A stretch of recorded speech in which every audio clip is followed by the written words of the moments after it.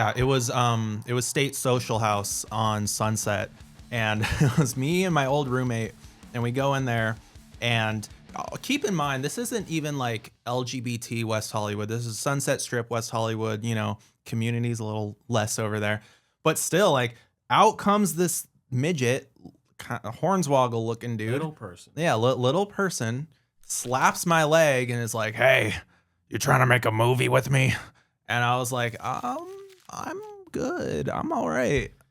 He's like, "Some other time then." I'm like, yeah, some other time. Yeah. There's definitely the amount that I've been hit on by men in this like city without just walking down the street. Remember, I had like this wasn't me, but I remember my friend what they were waiting at a show and some guy comes up or whatever and he's like, "I bet he's got a big fat one." And they're like, "What?" And then he's like, "Big salami. He got a big salami." And then they're like, "Okay, sir. Okay." Like, He just dude knows what he wants. He wants that 2-inch salami. or like a few months ago, I was walking down kind of similar area or whatever. I was getting stretched at the. Sounds bad.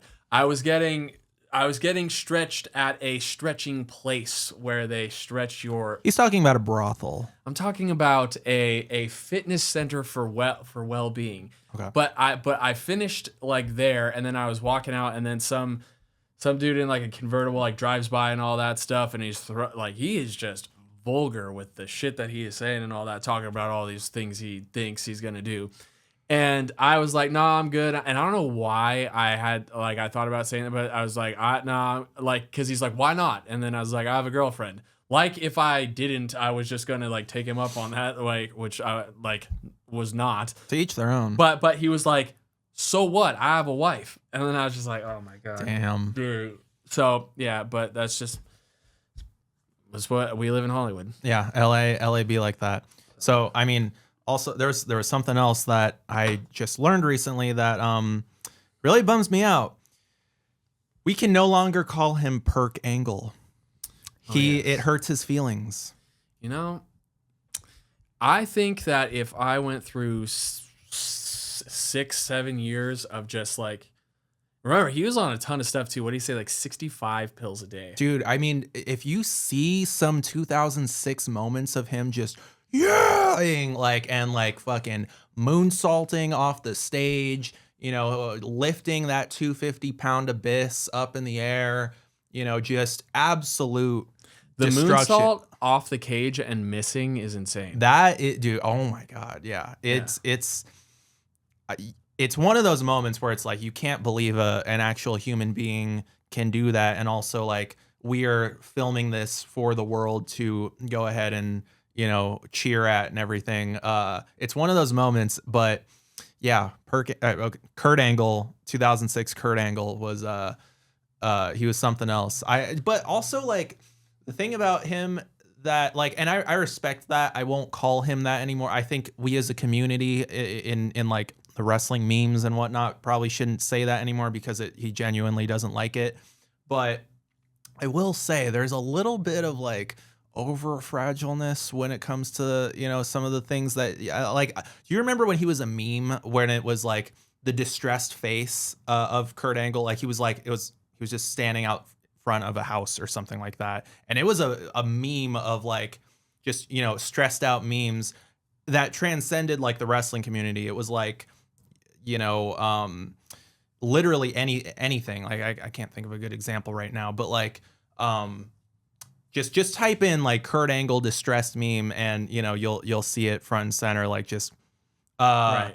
And even that, I remember him commenting on that and being like, "I don't understand why everyone's making fun of me. Like that just hurt." I'm like, no, like there is a certain generational barrier where it's like we're doing this out of like complete honor and respect. Like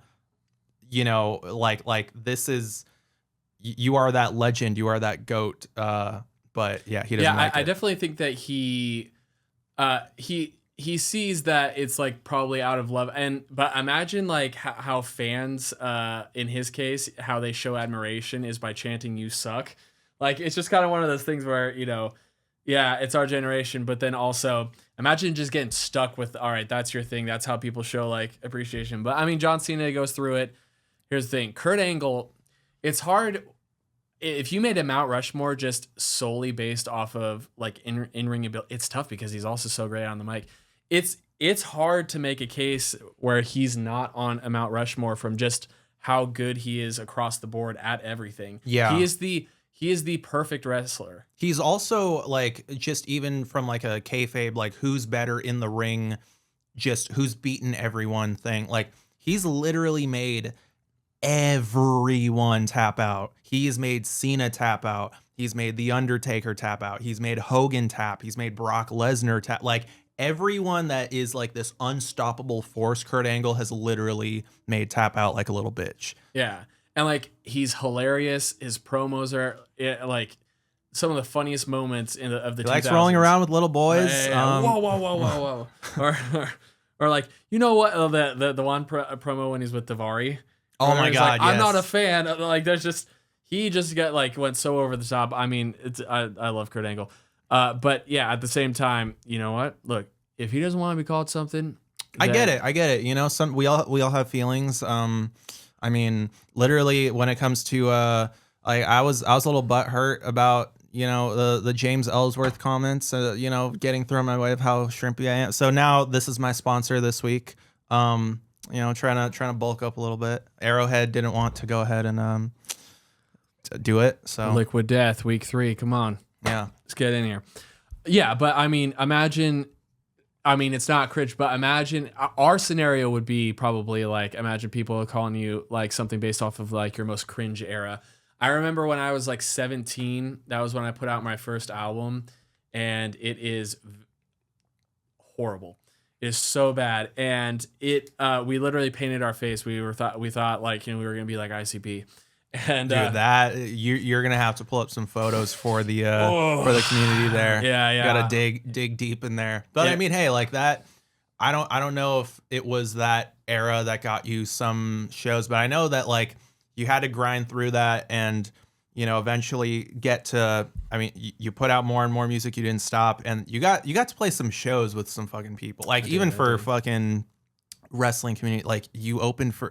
Fun fact about Jake, everyone. He is open for Chris Jericho's band Fozzy. I did, which that was sick. That was also a last minute thing, which is, and by the way, that's probably during Fozzy's biggest era because we opened for them on the Judas tour. So, which was really cool. But basically they were playing the Whiskey and it was kind of like a last minute thing, but we were able to, we got on that. And that was one of those things where my bandmates at the time are not wrestling fans, but I was just like, look, do this for me. Like, you know, because a lot of the time, you know, my old guitar player and everything was very like business oriented, and it's just like, okay, well, he was not into like playing bars for the hell of playing bars or whatever. He was just like, who are we opening for? What's it going to do for us? And like, you know, what can we make happen? And I get that to a certain extent, but also at the same time, I just wanted to play. But we ended up opening for Fozzy, and I remember at the time just being like, okay, on my stage banter, do I address being a wrestling fan? And I just remember saying something like, you know, blah, blah, like we're bone steel, and after seeing us, you'll never be the same again, or whatever. I just threw in like little things here and there because at the time the list was such a big thing. And then I was just Jericho, please put me on the list. I'll do anything. Well, and I knew at the time because I had seen them playing, on their other dates that Jericho's thing at the time would be like after, you know, towards the end of the show and everything, he'd be like, Los Angeles, you just made the list, right? Oh, dude, I would pop so hard for that. Yeah. And he did it that night, and I knew that he was probably going to do something like that. So I was just like, I'm not going to say anything about the list in hopes that like, imagine like Jared, like I steal that joke, and then before you know it, I got Chris Jericho waddling to me on stage and just kicks my ass in front of everyone. Which that would be amazing. Honestly, you just saying the Againe reference, I just picture him in the back of the Whiskey, just like, oh, so cringe. God. So cringe. No, I guess even more cringe. I think he was recording a podcast that day with someone because when we were there for sound check, the rest of the band was there, and I think he like left in an Escalade and came back. So he was definitely doing something. But I will say this, after we finished playing, I mean, it was a good set and everything.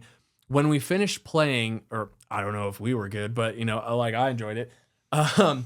I was so hell-bent on meeting them, But unlike a lot of other bands that I've opened for, they were very kind of like separated, right? But they're all cool and everything. But at the Whiskey, they have like an apartment that's above. So one of the main rooms, the green rooms, is sort of like an apartment. And then if you're a fucking opening piece of shit band that no one cares about, like me, you're in these sort of open dressing rooms where there are benches and stuff, Right. And like empty monster fridges.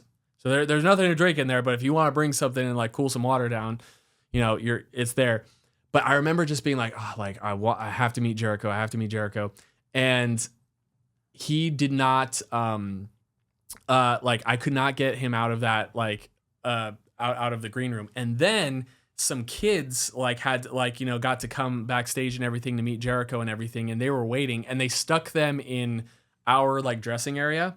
And so the kids are waiting for us, and we're just all sitting here, and I got like fucking my like eyeliner. It's like the elf meme with waiting for Santa. And I have like my eyeliner on, and I had like used blood capsules in the thing, so I have like dried blood and all that stuff. And I was wearing like a bloody t-shirt and all that stuff, and I have like chains and all that stuff. And I got like these 2 10-year-old kids. I'm like, sup? And then that's how I look when I go to islands. Yeah. Well, and then someone on Fozzy's team like basically went and got Jericho to like take pictures with the kids, and then Jericho walks into our area and everything is like, I heard that like some kids want some pictures, and then the 2 kids were like, they go and they take the pictures and then they're chill, and then I literally, as he was walking away, I was like, Chris, wait, the other kids are here. We would also like pictures, please. And then he's like, other kids, and then I was like, yes, please. So he was cool about it, and then we took some pictures. Fun fact: Chavo was with him, and Chavo took the photo of me with Chris Jericho. Damn. And is that still on your Instagram? It is. You should check it out. The lore. Just know, Mr. Chavo Guerrero. Exactly. So that's a double. He was cool, and that was at that moment that I learned. I was like, wow, I'm like 8 inches taller than Chris Jericho. Like I think Chris Jericho dude's a shorty. Comes to here, but Chris Jericho is so like built and stout and everything. Chris Jericho is someone that I wouldn't want to fuck with, like regardless of how big you are. I think Goldberg learned that. Oh yeah, he definitely learned that the hard way. Oh, and then also like the whole like him and Brock's face or whatever. Yeah, dude. After the Randy Orton thing. Yeah. I mean, who else have you played? You played with Dance Gavin Dance, right? I did. So I did that. I have not had a lot of experience with them. I know that there's like mixed takes on them. That was more of a festival type thing.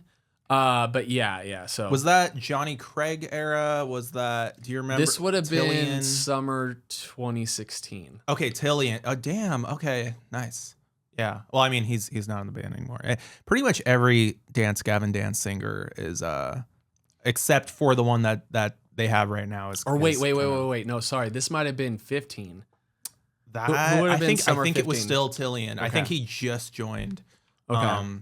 Yeah. That era of Dance Gavin Dance was my shit. Yeah. It's very sad. So that was one of those things though where it was a festival and they might have been one of the bigger bands on it, and then they just get like 50 local bands. Nice. That literally it is such a, people talk about pay to play and they're like, oh, like that's so schemy and shady and everything. Really, I don't mind like pay to play if you could sell tickets or whatever. It's not my favorite thing, but like, whatever, I get it.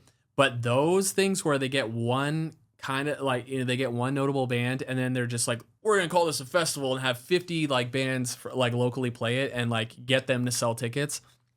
It's a little bit, it kind of defeats the purpose of it a little bit. I have a feeling that like because I don't know, there's this middle ground of like that stuff is cool, like getting exposure for all of these people.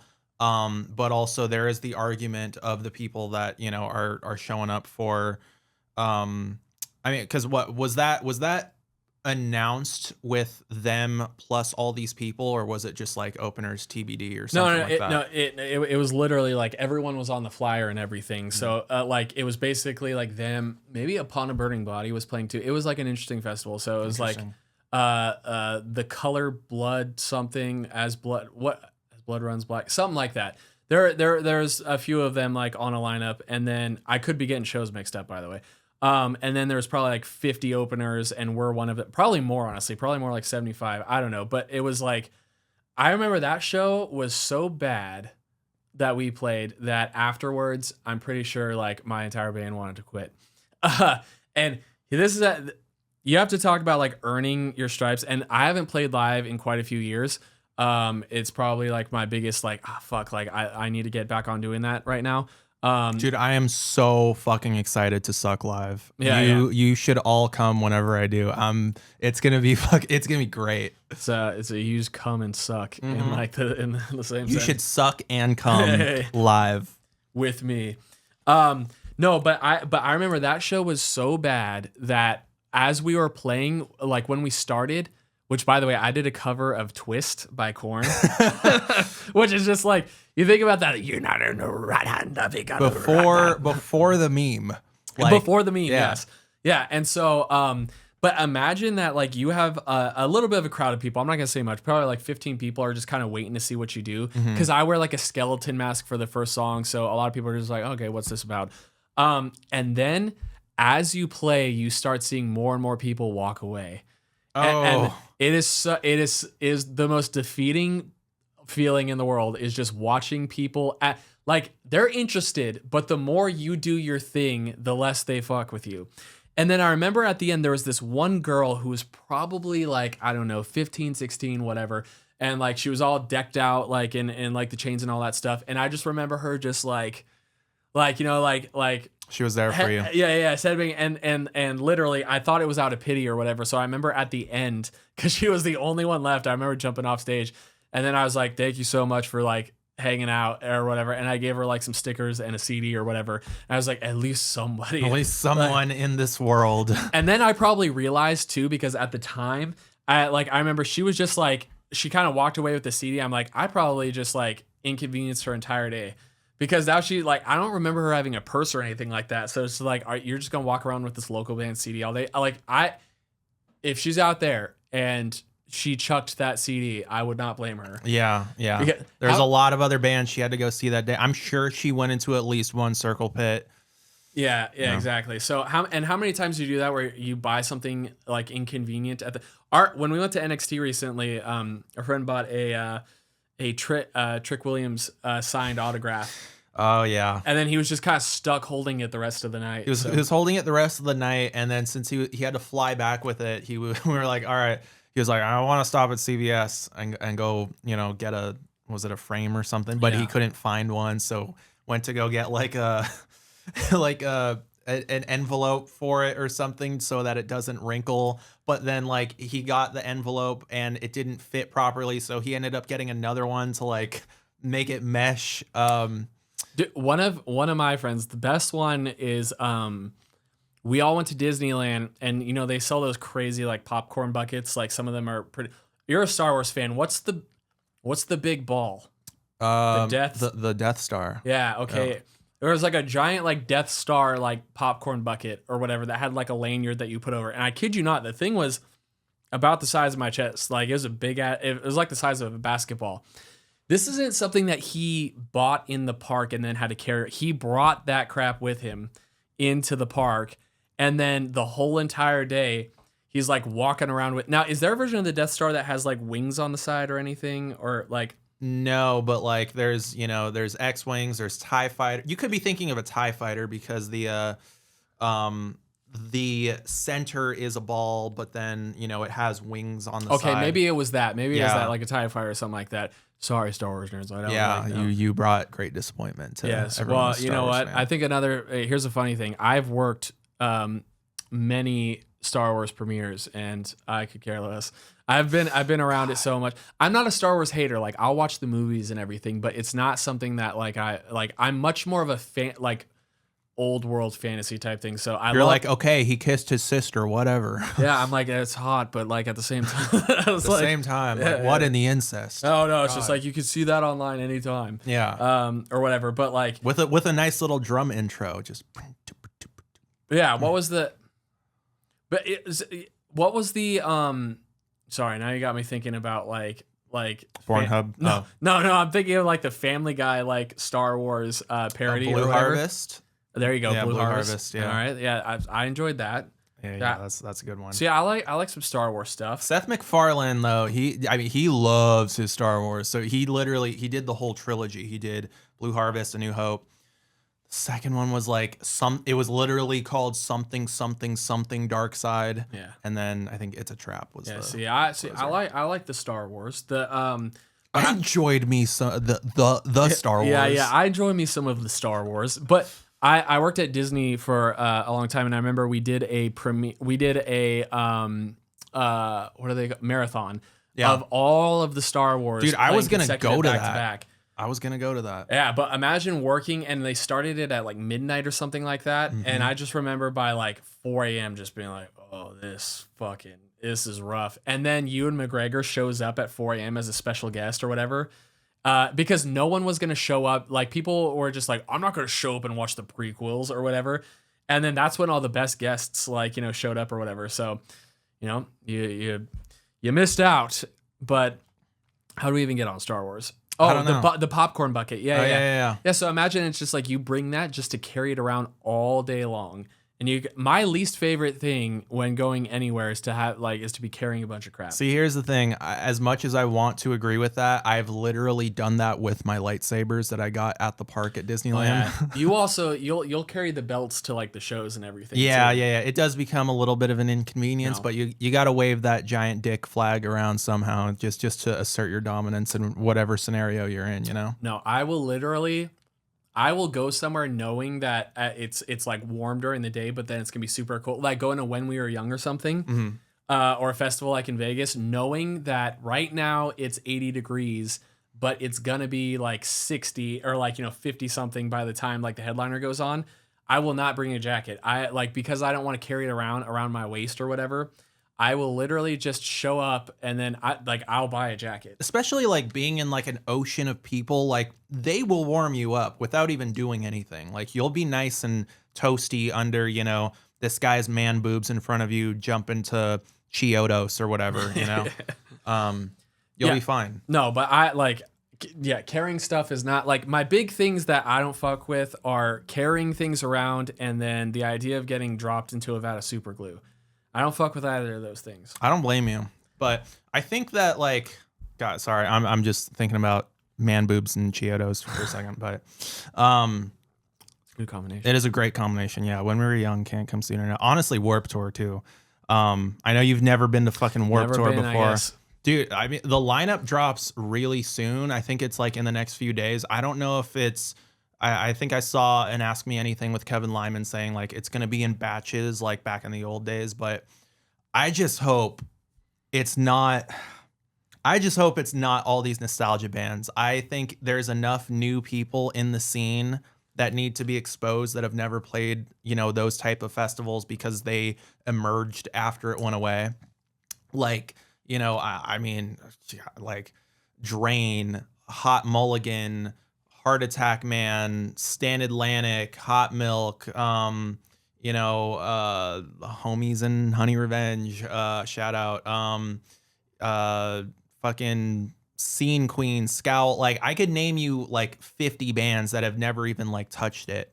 But I, as much as I love me some like Newfound Glory and, Simple Plan and, all that shit, like that shouldn't be here anymore. That shouldn't be there anymore. It should be a showcase of these new, up and coming bands that we have. I mean, it'll probably definitely be like a mix of both. Also, because it's an anniversary thing, right? It's the 30th. Yeah, the 30th anniversary. So I assume that maybe they'll pull something from all the different eras that they can.